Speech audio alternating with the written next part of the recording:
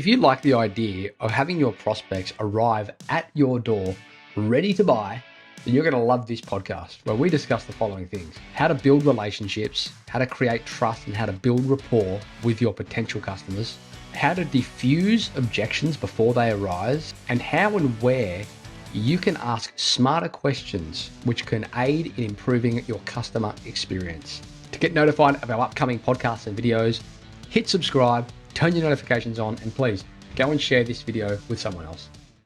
Hello, listeners and viewers. Welcome back to the Side Podcast. My name is Matt Jones, and before I jump into this episode, I just wanted to make a quick announcement to our audience from all over the world. At Tradie Web Guys, we are running a promotion until the end of June where we are giving away free $5,500 trade business websites. There is a catch. You need to be the right type of business. However, if you are a trade business and you are either in a growth phase or you are moving into a growth phase, then there is a very good chance that you are going to qualify for that. So head across to tradie.wiki/free. That's tradie.wiki/free. Fill in the form there, watch the video, and we look forward to chatting to you.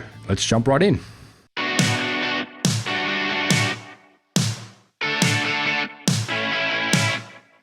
Chris Wolf, welcome back to the Side Podcast for part 2 of the Success in Sales series that we've put together here.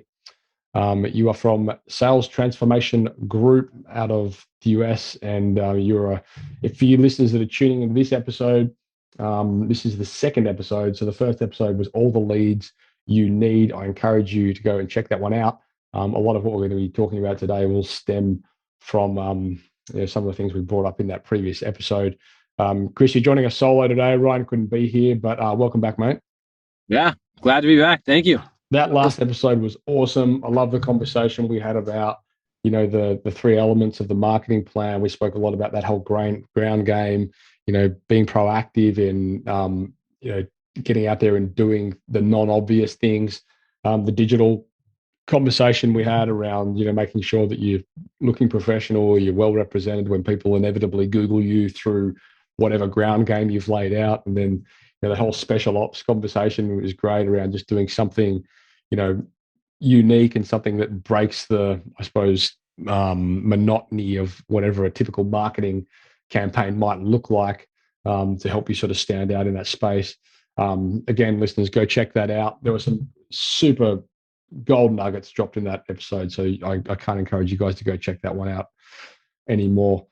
In this episode, though, the topic is closing happens before the close. So I'm sure this is going to be a bit of a deep insight into process by the sound of it. Are we talking here is this business owners? Who are we speaking? Or is this I suppose closing happens before the close. Is this like call takers, technicians? Really, I think we need to change the paradigm for the whole industry. Right.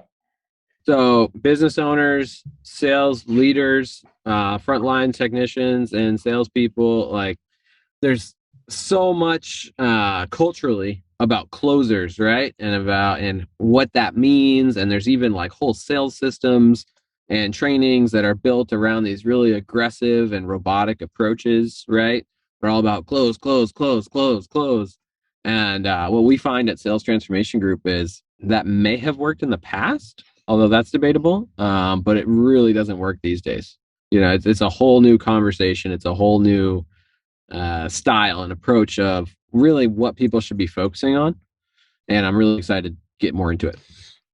Cool. So I know in the last episode, we sort of we spoke a lot about, and it's something that we preach and actively help our clients develop, is that whole concept around being useful, relevant, creating relevant content, building trust and rapport, essentially making yourself stand out from your competitors through, showcasing yourself as an expert in your given industry vertical, whatever, right? So would it be fair to say that when we're talking about closing, the closing happens before the close, we are going to be speaking a lot to that whole trust and rapport building of the sales process? Yeah, and relationship.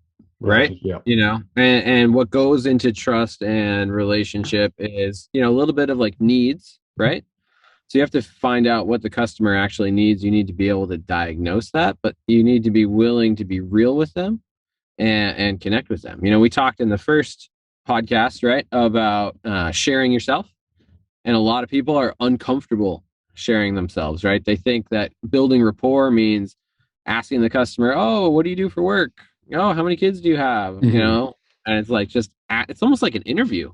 I've seen clients before and they're like building rapport, air quotes here, and it feels more like a grueling interview, It's like It's like these. a voice replay, like push play. What do you do? How many kids you got? What's your dog's name? Mhm. Yep. Oh, you went to that university. Oh, cool. Right. It's like, and there's this whole other element of like, you need to share about yourself, right? Because you have to know your stuff technically, you have to be able to deliver the goods. But at the end of the day, people are going to buy from someone they like and they trust. And a lot of trust comes from like how many people do you really trust that you don't like? Mm. I mean, it happens, right? But they kind of go hand in hand. There's that you trust me that I know what I'm talking about, and you also trust me because you like me and you know that our values are aligned. Yeah. So, if you think about sales as like a pyramid, kind of the old school, the pyramid that has the percentages of how much, food and this and that, you got to flip it upside down. And you got to think like the base, the big, thick part of the pyramid is really like 40% of it's relationship. Mm-hmm. And then like another 30% of it is like true needs gathering. And it's not really until you get down, and 20%, as you're getting down the pyramid, 20% is like your actual technical knowledge. And closing is really only the last 10%. It's the point on the pyramid. Sure. And so many people have it the other way around, right? They kind of skip over relationship. They get, maybe needs, and they focus way too much on their technical knowledge. And then they're just trying to close using these systems or these tricks or these tactics. So they're trying to kind of pull one over on the customer, or they feel like they can't be totally truthful with someone because they're trying to just get them to sign and get out the door. And that's not what top sales professionals do.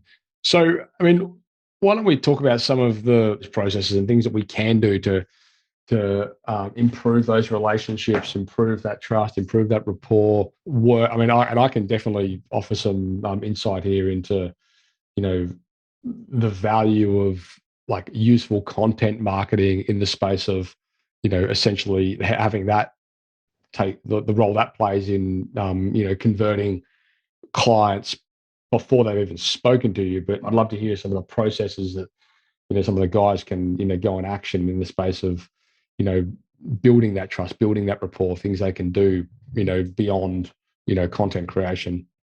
Mm-hmm. So I think the simplest thing that a lot of sales professionals miss on is just take more time at the beginning of the sale.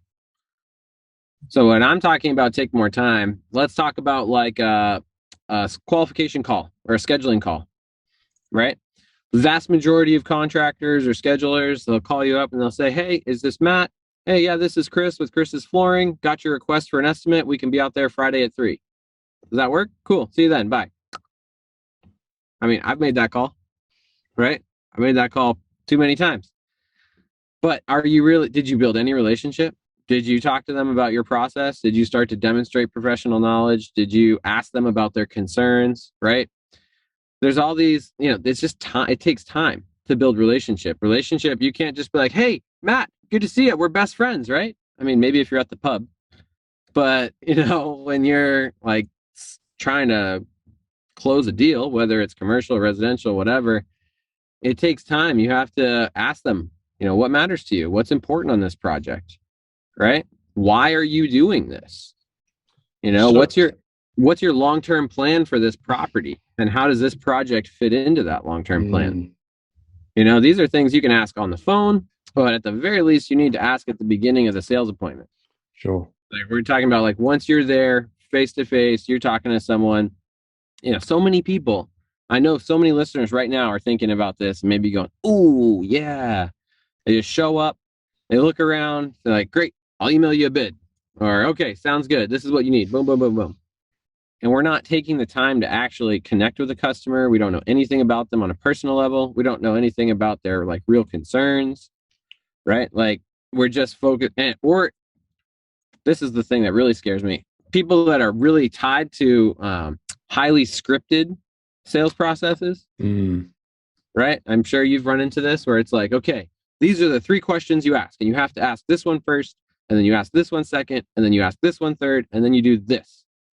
And it's so robotic, right? Yeah. Like if you're the customer and someone comes and does that to you, do you feel like you're having a real connection, or do you feel like you're just another check mark? Yeah, it's interesting, isn't it? Like, so one thing that I learned, and maybe this is a segue, maybe it's not, like early in the piece was, and I know I touched on this in the last episode where, and you guys out there that are watching this, there is absolutely no question that it's relevant to you. People come to you with what they think is their actual problem when it is very often not the case. And if you don't ask the right questions, then you will inevitably end up giving them the wrong solution. Perhaps not Inevitably. the wrong solution in relation to what they asked for, but the wrong solution into what they actually need. Now, to put some context around that, so and I'll make this relevant to us because we get this all the time, and we've since got a really good process around defining it. But back in the day, people would come to us and say, "Oh, we need a website." I go, "Okay, cool, no worries, we'll build your website." So build the website. Cool, here's your website done. Great. Then you get a phone call a week later, or 2 weeks later, or a month later. Hey, we've had no leads from the website. I'd be like, okay, well, what marketing are you doing? What do you mean marketing? Doesn't the website generate leads? You go, right. So people are coming to us thinking that the website is going to be the problem to their solution, when in reality, what they needed was marketing to drive traffic to their websites, right? Yep. So we learned early in the piece that we needed to ask way more questions. And so now when people come to us, when we get them to fill a form in, and in that form, we really get to the bottom of what they want. Like, what does a win look like? What does success look like? What are the actual outcomes here that you're wanting to achieve? What are the, what is important to you? Do you want to show up more in search engines? Do you want a better way to nurture your customers? Do you blah, blah, blah, whatever it might be, things they may not have considered. So for you guys out there, if you're not doing something like that, how could you possibly know the full extent of what they're wanting, to achieve by speaking with you? And keep in mind as well, in a lot of cases, that conversation and that, those questions that you're asking them may need you to form referral partnerships. Like if they're coming to you and they're saying, we want to renovate our home because, it's going to be the first part of, next year we want to put an extension on, but we want to get the kitchen done first. And you might do kitchens, but you might not do extensions.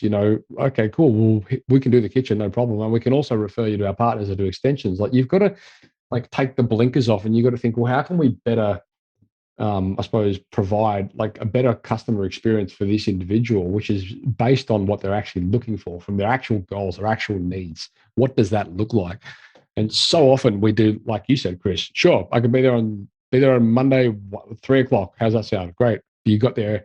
Sure, they need the floor done, but what you don't know is, okay, they want the floor done because they want to maybe sell their house, or maybe they want to, it's the first stage of a renovation process, which you might also be able to do.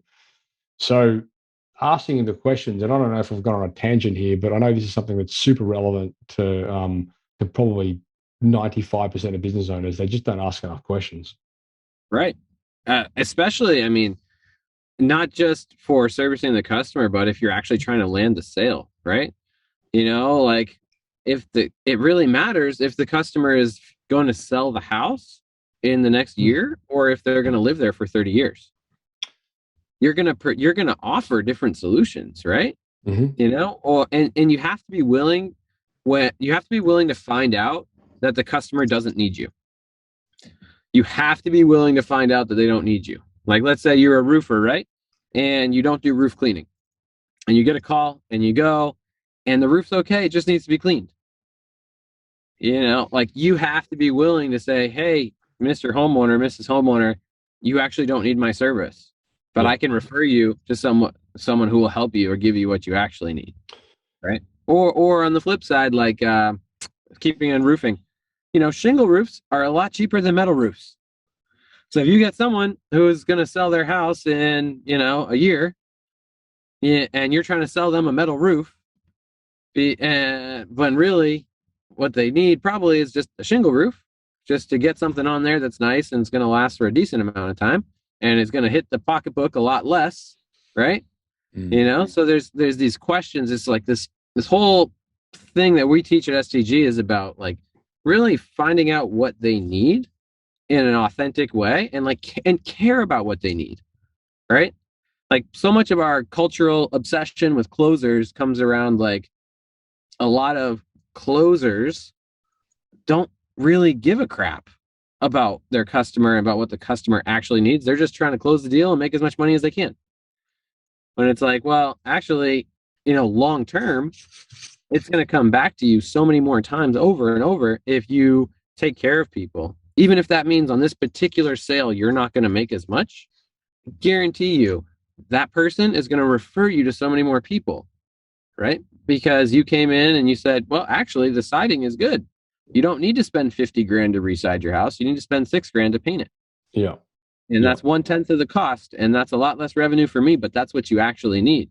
Right. That person is going to be such a loyal referral for you, and is going to appreciate you, and is going to care so much about your success because you cared about them and what they actually needed.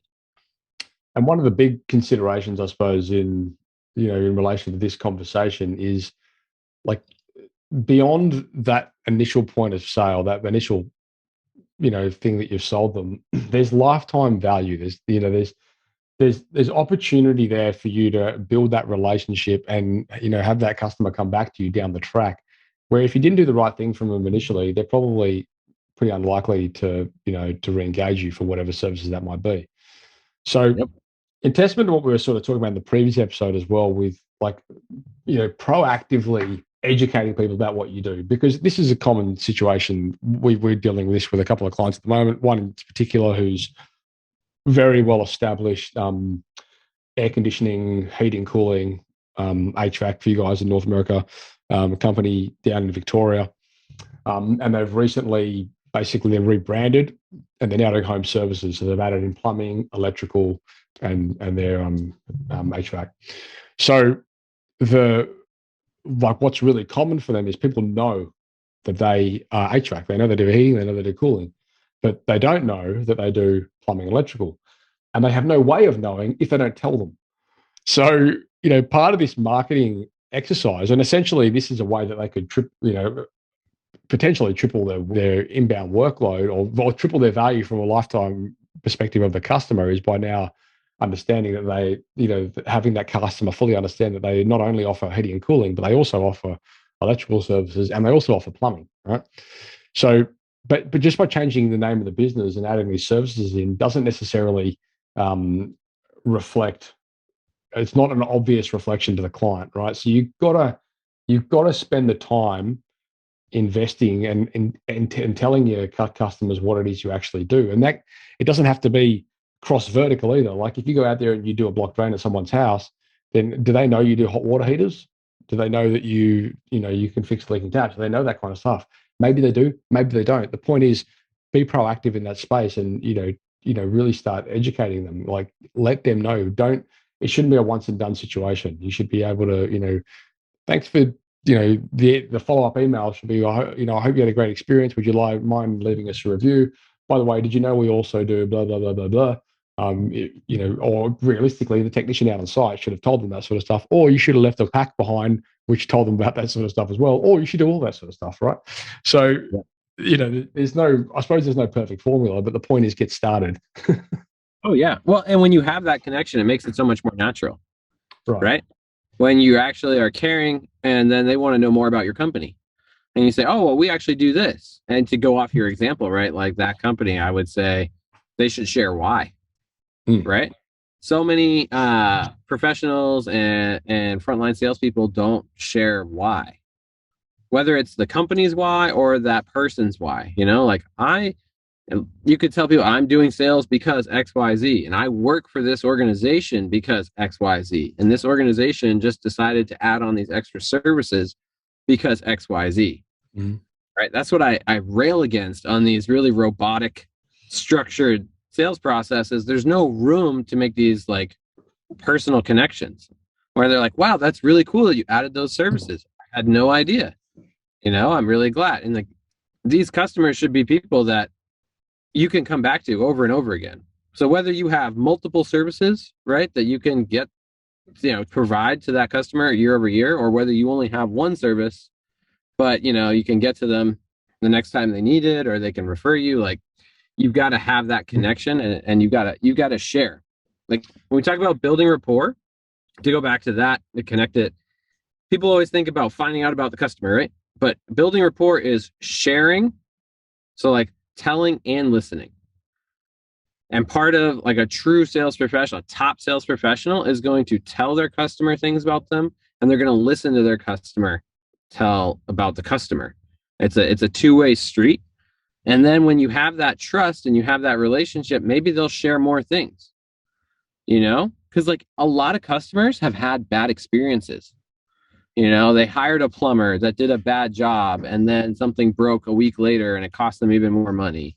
Or they hired someone to do a remodel and it took 6 months and it fizzled out and they never even finished. You know, like customers have these real concerns, these real horror stories, these real frustrations, and you might not know that they have these hesitations or these concerns or these things they've had to deal with if you don't take the time to build that relationship. Sure. If you do, and then you find out that they've had these experiences, then you can work to show them how you're different than that person, how you're going to take care of them in a way that that previous contractor never did. And this is where I think it becomes a very useful like arsenal in your weapon in your arsenal in relation to, okay, once you understand the problems, and I say this to our clients all the time, if you understand the problems, you can address them before they arise. And by that, I mean, you know, and we do this religiously over at the agency where we will try and establish, like when people come to us, I talk about closing, the closing happens before the close. In most cases, they have consumed content of ours of some description. It might have been a project gallery, a case study that we've done on another client. It might be like some form of content, podcast, or whatever it is. But it's answered a question or an apprehension that they might have had, which has essentially closed the deal for them. They're like, that's it. That's all I want to know. This is what they can do. This is how they handle this situation. That's been my fear. I'm ready to go with them before I've even spoken to them. And so I say to you guys out there, do that. Like, do that thing. It is not that hard. You just need to, like Chris said, listen to the problems. And once you understand what the problems are, define how you mitigate those problems with your company. And if you've got real life examples of how you've done it, stuff you can't make up, then that is going to do the selling for you. It is going to close the deal every single time. Now, when you put that in context from a marketing perspective, right? So you've got traditional marketing, which let's say we'll call that Google Ads, SEO, so on and so forth. Now, you and I both know, Chris, if there's a blog on a plumber's, electrician's, a builder's website, we all know it's there for SEO. No one's going to read that shit. It's there for SEO, right? There's no question. So, and it sure it serves a purpose. It generates traffic, whatever, okay? But what I want to communicate to you guys is the power and the difference between having a piece of content out there that is purely there to generate traffic, which is important, don't get me wrong, and then having a piece of content out there which solves a problem and tells a story and can prove to a customer or can remove, I suppose, an apprehension or a belief they might have about your industry, your product, your service. Like the engagement you'll get from that piece of content is chalk and cheese to what you'll get out of, you know, a traditional blog, web page, whatever it might be, right? So tying into what we were talking about in the last episode in relation to telling your story better, like use these situations to tell your story, get them documented and get them on your website, because you don't understand the power that it has in the conversions that you will never be able to gauge. And on the flip side of that, it gives you some great content that you can use in your marketing and you can use in your communication patterns. And especially if you're in a commercial space, think about how many of your commercial clients are coming to you through introductions they may have been, that might have been made somewhere along the line through one of their colleagues or friends or whatever. They're not looking for you on Google, but if they're introduced to you and they come and they do their research on you and they can go to your website, they can see our work or see our projects or see our gallery or whatever it is, and there's a whole bunch of projects or pages on the website which speaks to specific things that you've done with specific clients, which solved a specific problem, which showcased how you navigated issues, so on and so forth. Like that's the shit they're looking for. Like they want to know that they're dealing with companies that can, handle the problems that they're having. And if you showcase that to them, it's a no-brainer. We just had a client with websites go live, and so this is a funny thing, Chris, and it is a slight tangent, but it's not. It's also pretty relevant, right? I love your tangent. We're gonna do some. I'm gonna do a specific podcast on this exact thing as a bit of a spoiler alert for you guys out there. But there are different types of, like, different businesses need different types of web presences, right? So we had a client of ours recently, great guy down in South Australia, Adelaide. He was an electrician, super smart dude, very niched service. Like he dealt with like industrial and specific parts of industrial electrical. Like he would build things like the switchboard installations for water treatment plants in mines, right? Like no one is looking for this shit on in Google. It's a given. So, he would go, and from memory, I think he did. He went to, a bunch of agencies. They're like, oh, you need Google Ads. Oh, you need SEO. You need this, you need that. And he came to me and I said, you don't need any of that stuff. You need a website which specifically talks about the jobs that you've done. And when you're out there meeting people, you need to send them to those projects on your website, and that'll do the selling for you. And it was music to his ears because, I mean, sure, I could have sold him into SEO, but would that have solved his problem? I don't think so.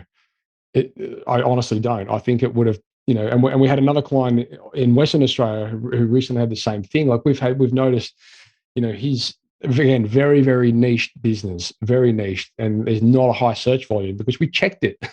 And, so we decided, well, for him, let's just create content. Let's just get pages on the website which talk about jobs that you've done. And, he said that like all of his work now in the space of 6 months has come through his website. He's had like a 70% increase, in his job conversions and his traffic based on the fact that, he's just being able to tell his story better and help people better understand what he does and the problems that he solves. And it's an amazing, I suppose, relief for a lot of people understanding that you can get away with a lot of these things just through having your foundations laid. Well, and you're talking about closing before the close. Right. Right? You're talking about objection handling before you even know the objection, right? So it's like they're going to have these objections, or they're going to have these concerns, and when you can know and understand what those are before you try to get to the end of the sale, and B, you can proactively show them, yeah, no, I can handle that. Yeah, we do that. Here's how we've already done it, and that's how we'll do it for you. Then it's not an objection anymore. Exactly. Then when you go to ask for the business, they're like, yes, absolutely, you can have my business because I know you can solve my problems. Because you've taken the time to understand my problems and you've shown me that you will be able to handle it. Instead of get to the end of the sale and you're like, hey, so can I be your contractor? And they're like, oh, I don't know. I still have some objections. And then you're trying like retroactively to handle these objections because you didn't show them ahead of time that you could do what they needed. So, and to put some, like, to give you guys out there, I suppose, proof of what I'm talking about here. If we look at when we get leads that come through the podcast, people come to us like, okay, we want to talk, we want websites, marketing, whatever. about 80% of those leads to convert into clients because they already know and they believe and they trust that what we do. So they've heard us talking about this stuff so much, we've eliminated their objections, right? If we get leads that come in through Google, through either ads or through SEO or whatever it is, we'll convert maybe 40 to 50% of those because they have not yet. They haven't consumed our content. We haven't built any trust and rapport with them. They've come to us for something, and we've basically straight away given them like a proposal or whatever it might be. But they don't have any understanding of who we are, what we do, and sure, we've been sending them case studies and we can do all this kind of stuff, which we do, but they still haven't got a full understanding. They haven't been in our ecosystem long enough, if that makes sense. Time. It's one of the first things I said right at the beginning of this episode. This takes more time. Exactly. To really, actually show them and connect with them, versus as you're talking about people that have already taken the time before they talk to you, right?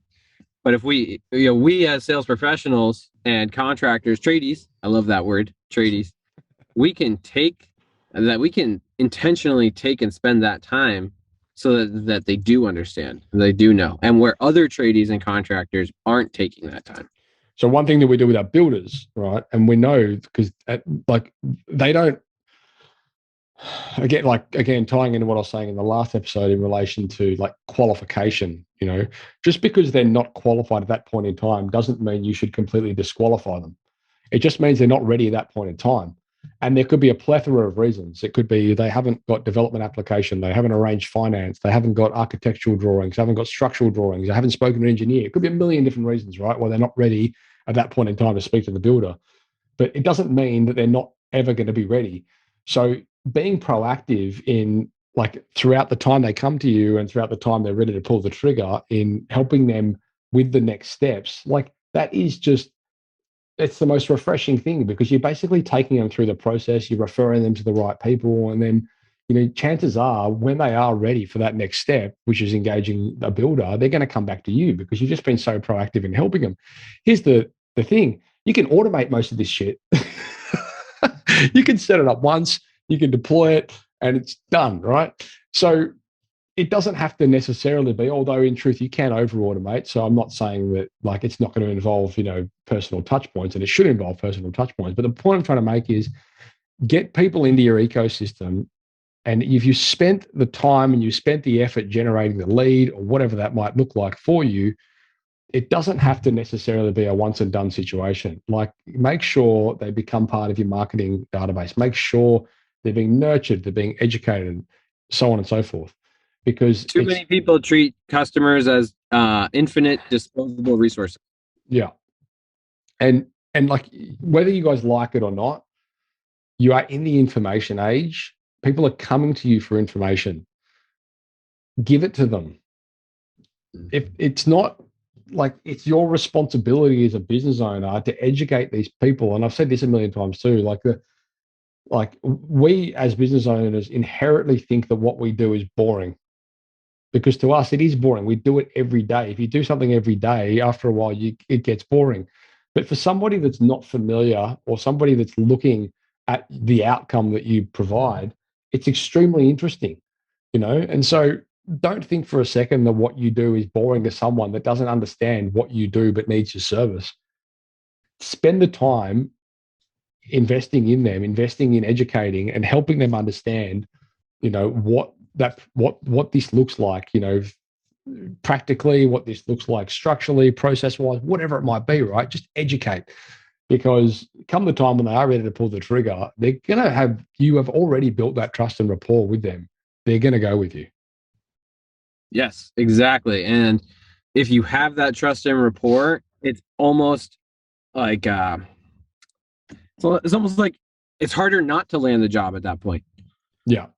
Right. Like if you actually take the time, whether it's before a sales appointment or during a sales appointment or after a sales appointment, when you have that, when you really, truly, authentically have that, even if you get undercut on price or someone else comes in with some other offer, they're going to come back to you.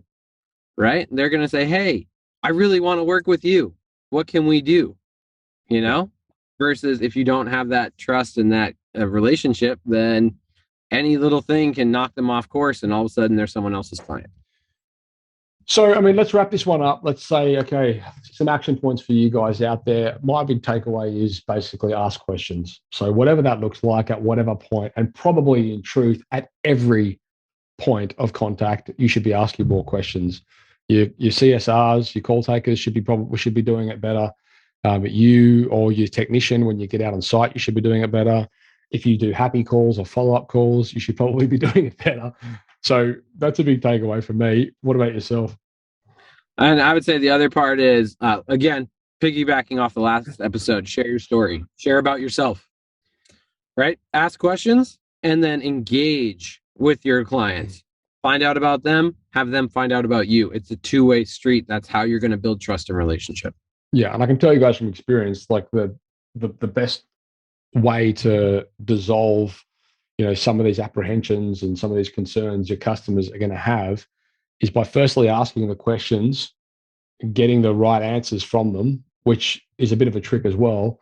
So sometimes you've got to ask non-obvious questions to get the real truth. I'll give you a hot tip on that one. But the point being, ask the questions, get the feedback, and then answer those questions in a manner that they can be addressed before they even come up in conversation with you.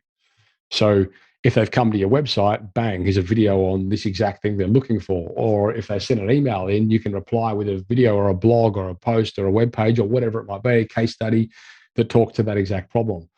And that is a sure way to have that client start building the belief, start building that, trust, rapport, with yourself, whether or not they're ready to engage right away or not. But then I would also say, be proactive in that nurture process. Get them into communications. Don't just give them something and let it be done. Like, get them into an email cadence, or get them, like, whatever you do. And again, you can automate half this stuff. And if you need help with that stuff, reach out to us, because we do that. But the point I'm trying to make is, don't let your existing customers suffer at the expense of you trying to generate new ones.